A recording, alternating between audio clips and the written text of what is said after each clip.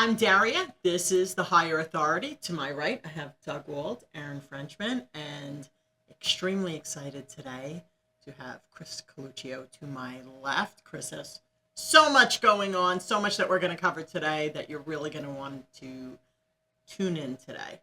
Chris, thank you so much for being here. Thank you for having me. This is awesome. I know, it's love so it. exciting. I love you guys. This is really This is exciting cool. for me to be a part of this. So I love it. This Yeah. is great. And I said it's even though I'm crazy, I would always make time for this. So. I love it. I know, you're always busy. Yeah. You always have stuff going on. And then you have Yes. the Coluccio Foundation, Right. which is another huge thing. I mean, there's so much going on with you. So tell us a little bit about the foundation. My son passed away from suicide almost 5 years ago this September. So sorry. And after that happened, I had an outpouring from our community, and it was absolutely amazing. But not only did I have an outpouring, right after my son passed away, they did this normal thing in the schools where they have a big auditorium, they bring all the kids in there, they talk to them, they have some therapy, and then they hope it goes away. Yeah. Right? And and then we lost a dad a few months later that took his life too. Great friend of ours now too, a friend of my daughter's lost her dad, and they did the same thing again. And then about 3 months after that, we lost another. Well, maybe it was about 4 months after that. There was another boy who took his life on the tracks. He was about 32 years old. Another good friend of ours now, through unfortunate circumstances, and they kind of washed it under the rug. And then in the same school, a boy a year older than my son, about 10 months after Christopher, took his life again, and the schools did the same thing. Bring the kids into the auditorium, Right. have things, and my daughter came up to me at the time, and they were like, "Dad, like this is just it doesn't work this way. It's like nobody likes these people that they're bringing in. Not that they don't like them, but it's just like they just keep doing the same thing." Yeah. So I went to one of the board meetings, one of the meetings that the superintendent was having, to talk to the parents. They had a meeting for us, and they talked about all the things that they were trying to do. And at the end, I said, "So, what's next?" And they said, "Well, we're really not sure what's next." And I said, "Well, I think that's the problem, right? I think that's the problem. Because there is no next. I said, this isn't something that just gets done and you get to move on to the lacrosse team and the sports, and that stuff's all important, the music and academics. This is a school that's hurting and needs some fixing." And fortunately, that superintendent from Bayport Blue Point took on a mission with us, and to change the way the school does it, and has been Mr. Harney has been an amazing advocate to help us. So we really started the foundation out of that. We have grief. These people in my community, when I walked out my door the day after Christopher passed away, there was 100 people on my lawn. Wow. Cleaning up my flowers, buying us food. The entire community came out and and gave us money. So they donated over $55,000 to us. And I said, "Well, what am I going to do with this money? Am I going to buy a third boat? I don't need another." So so that money went to starting our foundation and coming up with a mission to try to look at everything. Because a lot of all that I do, whether it's through Techworks or through the business plans we want to talk about, is to really look at, like if you just keep doing what you're doing, you can keep getting what you're getting. Right, for sure. And this kind of concept of just go opposite. Like, look at what everybody's doing and see what the opposite is and if that's going to work. Right. And that's what we decided to do. We decided to really take a look at this and do things in a different way. We helped fund other programs that were student-led programs. We started getting schools that normally are all trying to do their own little things because they live in their own fiefdoms to work together. We tried to look at the best of all of the different groups, the AFSPs and the Family Services Leagues and the responses and all these other groups, and saying, what do they do best? What are the ones that are there? And we also started to look at trying to break down the barriers of these organizations. So if you look at one of the things that comes up is you have a child who's struggling, and it's like one parent says, well, we should go and get insurance, and the other one goes, well, we should pay, they like this person better, or I don't think so. And so we wanted to be able to break those barriers down, both in the conversations that kids are able to have with their parents, but also with some of the struggles that the parents have by so one of the things we do with the foundation is we say, if you come to us and you tell us your kid is struggling, we will get you into therapy with one of the groups that we work with rapidly, and we will pay the first 3. Right. And if you need more, we'll pay more. Right. But that takes away, I don't care how much money you have or don't have, you will get your kid into some kind of therapy or some kind of program instantaneously, and we'll pay for it. Wow. Right? It also makes the parent feel like, forget about the financial aspect, which is a huge aspect, but it makes them feel like there's not that stigma. There's such a stigma around mental health for children. Yeah. There really is. It's horrific, and it makes the parent. It has They're to very make them nervous feel, about it, and I understand of course, that. am I doing the right thing? Am I Right, not doing there's the so right many thing? things Did that I do something I don't wrong? want to push back on them. They're being difficult with me. I think the other concept that we're looking at, and this is a big concept that I'm working on with some other people, is stop actually calling it mental health and really talking about mental fitness. Yeah. Because the mental fitness concept says we can now look at this just like you look at your muscles, Right. your stamina.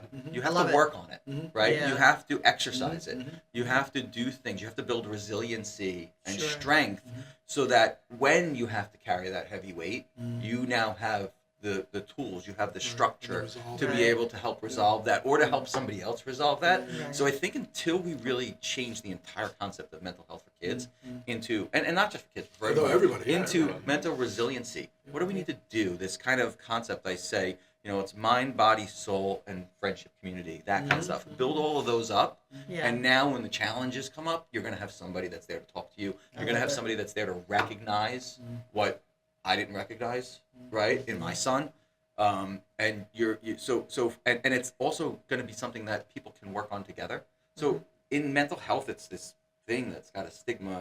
It's like, terrible. It's been for I'm years and years, for a depressed, long I'm time. this, Yeah. I'm that. Yeah. In mental fitness, it says, yeah, you just haven't worked out enough yet. Like, we got to Right. work on this a little bit more. We Yeah. got other options. I love It's not that. just, I think that's So I fantastic. think the entire concept needs to change into a mental fitness model of what are we doing on a regular basis for Sure. our kids, for each other, and one of the other things we try to do is really some of the events that we do, like Ping Pong They're for fantastic, Positivity, yeah, right? yeah. For Ping Pong for Positivity, Yeah. the Lego event that we run, the basketball events that we've run with you guys.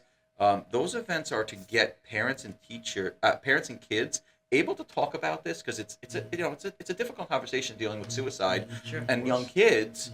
But it's like, they might ask, "Dad, why are we here? What are we doing this?" And they can have a brief conversation about Right. what happened, and give the parents and the kids some opportunity to talk in a light manner about what this topic is and get the ball rolling. Right. So we try to do events that are like that, and then we also try to do events that educate the parents, because one of the things we know is, this old term, the sins of our fathers, is that the parents are struggling. They've had this depression in their lives. They've had these things. They've gone through this stuff, and they haven't dealt with it. And some of that not dealing with it trends itself into how the kids, right? They've learned Sure. behaviors. They've learned how to cope in the same way. They've learned, through, whether it's through alcohol or drugs or through other things, Yeah. how to deal with things or not deal with things. Well, yeah, sure. Um, You were taught to push it down. Yeah. If there was a problem, push it down. You'll get over it. Move Yeah. on. I mean, that's what we were taught Yeah. as kids. Again, and we had different, challenges. If you think about a kid today, It's terrible. you think about a kid that today that was the star of a football team, right? He was the great star of the football team and he maybe was compared to 3 or 4 other quarterbacks. Now that kid, if he's a great quarterback, he's compared to the It's getting best national kid attention. in the Yeah. in the best country. Social media. Right.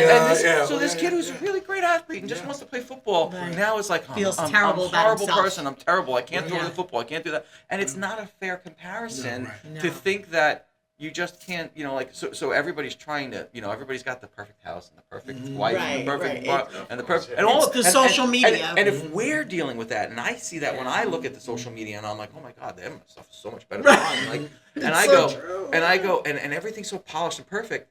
Can you imagine what our kids have to deal with? Right. Yeah, to it's go terrible. and compare themselves against the entire world of people in social media and say, well, she's so much prettier, he's so much better. Yeah, that's horrible. Yeah. And it's a dishonest, That's Oh, it's exactly right. absolutely That's dishonest. exactly right. because it's curated, it's edited. Using the quarterback analogy, you're comparing yourself to someone's crafted highlight reel. Right.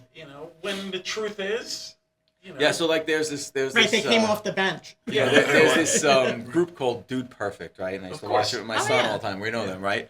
And it's like you see them, and all of a sudden, like you see their highlight reel, and they'll like throw a dart, a half Yeah. a mile, and it'll land, and it'll hit an ace of spades right in the middle, and they're like, yeah, it took us 22,000 tries to do Right, that, exactly, exactly. and it's like, so that's that concept.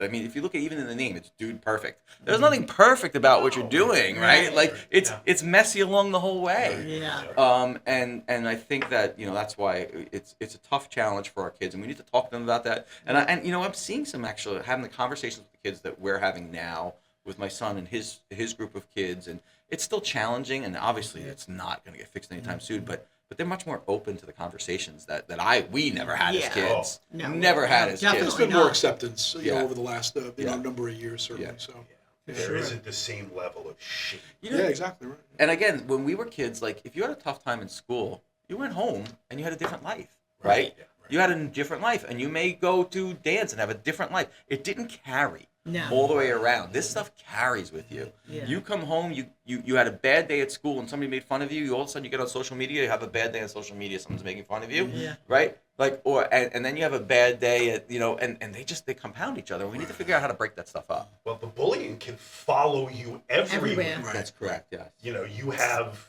Yeah. this. It's horrifying. We still haven't, to my opinion, with tech, and it's one of the reasons why, even though like I'm a big tech for business and using it properly, personal technology for me is something that I'm not super keen on, right? I don't love it. I try to. I find myself getting addicted to it, and I don't want to do that stuff. I'd much rather, Right. like, the other day I woke up early, and I'm like, I'm just going to go out and clean my garage and clean this stuff, and I was so productive without no phone, Without the phone. without Yeah. anything for an extended, and I'm like, and by 9 o'clock, I felt like I had accomplished more, and Right. normally I would have sat on my phone for a half hour or so and doing that kind of stuff, and felt unproductive. So it's like, it's this, we have to figure out as a society how to deal, and it's only going to get worse with AI. So we have to figure out as a society Yeah. what our core values are and our principles are. And if our principles are just faster, better iPhones, a bigger screen, and to be able to get more data quicker, and that's what we're going to get, and that's what we're doing. It's a fantastic foundation, so thank you for that. I mean, it's wonderful. It really is. It's beautiful. So I appreciate it, and I appreciate you having me on talking about it because, and again, I just want to highlight that, like last night, one of the other things that we do in this foundation is we give out scholarships in a way that I've never seen scholarships given out before, and it comes from a story that happened with my son, where he was moving up to high school in 8th grade, and they give out awards, and he was getting an award there, and as I was sitting in the chair watching the awards go up, it was like, and my son was probably one of the smartest kids in school, like really smart, like never studied, 99. Sure. The teachers, you go to him to help out for math and like that kind of stuff. Like he was a genius, really one of the smartest people I've ever met in my life. We were sitting in there and we watched the same kids go up and get a scholarship, and the same teacher does the same. And this one kid's holding 12 things. And at the end of the night, my son, he gets an award for tech class, and then we're on the way home. He goes, "Dad," he says to me, I don't understand why that kid got a math award, because he used to come to me and I would tutor him in math. About that. Yeah. And he gets the award and I didn't. And I was very sad about that. And he was sad about it. And I didn't understand how much that affected him at the time. But I realized that it was, I realized that he was an under the radar kind of kid, right? Right. It's the popularity It's of the other kids. Even with the teachers, even with this stuff. He was a kid who just, and I the more I look back at who he was and what he did, he just did things because he thought they were the right thing to do, and never looked for credit. And I was kind of like that too. Yeah. And I looked at that because I remember when I was in high school, and Miss Nesky, God bless her, I hope she's still alive. I used to help out all the time. I helped out. I never joined any of these clubs, but if you needed me, I was there. I helped out. Sure. And at our school, what was it? The senior social they had, they gave out awards, and the only award that I got was from Miss Nesky, who brought me up and said, "I want to give an award to this kid who always does the right thing for us, always there to help out, and never gets credit." And she handed me a pen, and it was like the greatest thing ever. And It's about the sentiment. right, and the because she recognition, saw that I just wanted to be helpful, and I didn't care. I didn't want to be vice president of the group. I didn't want to do any of that stuff. You were just a good person. I just wanted to do the right. I just wanted to help out. I like to help out. I like to help people. I like to be a part of that kind of stuff. Yeah. And I didn't need any credit for it. Like, it didn't matter to me. It just, if it was the right thing. And that's great. And, you know, all my brothers are like that. And everybody I know is like that. So it's like, you know, our parents instilled that in us. But that made a difference to me. And then when my son said that, I felt that because I know how I felt. Sure. And as we were trying to create a scholarship program, and we started working with the schools, we kept getting the same things.